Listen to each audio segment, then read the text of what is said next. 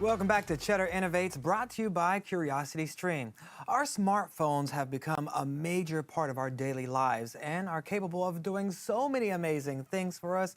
But our next guest is pioneering hologram technology to transfer the way we live, work, play, and so much more. Joining us now is Taylor Scott, CEO and founder of IKIN, a company on a mission to take ideas of the future and transform them into reality. Thank you so much for joining us, Taylor.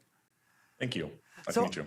IKIN has created the world's first hologram accessory. Can you walk us through how this technology works and what it's capable of? Yeah, so a big passion of ours was when we founded IKIN was goggle-based technology. While it is very fascinating, it's very immersive, it's very cumbersome for a lot of people. So our goal was to be able to create a device that could actually connect via the bottom port of your phone, take all of that rendering data, all of your photos, all of your videos, and be able to translate them into a volumetric projected environment. When we say projected, we mean that actual floating in space system with volume, so you can actually move around it. And again, it's all coming directly from your smartphone, so you can plug it in directly. That is so cool. So what are some of the consumer applications for the hologram technology?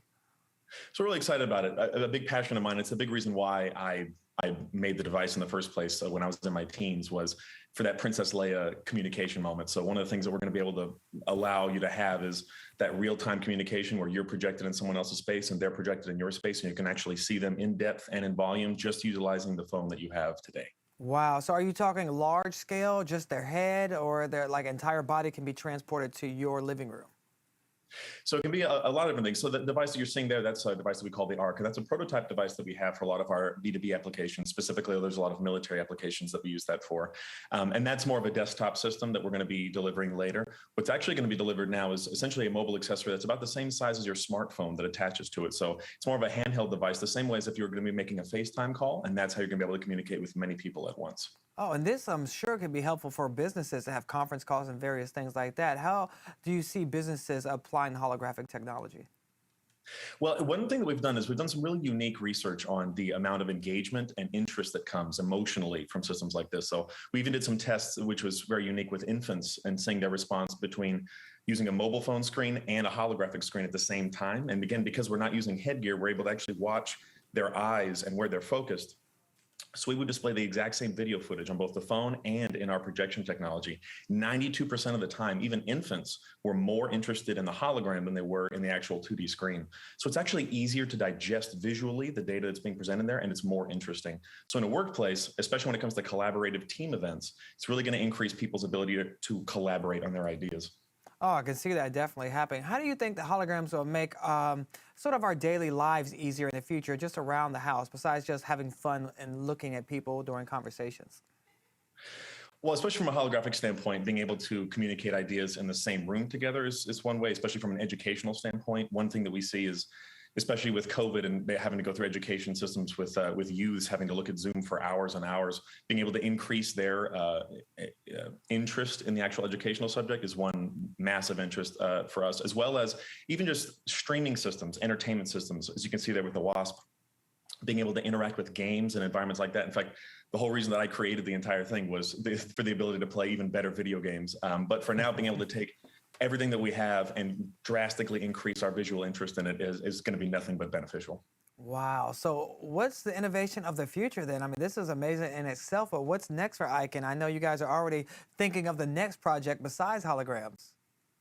Yeah, we've got some really cool ones. The key to what we do is not only does our hologram live, in your hands, but it actually lives in an ambient environment. So unlike other systems, you'll notice there, we don't polarize, we don't give you sunglasses for anything, we don't darken the room. It's a unique polymer that we've invented.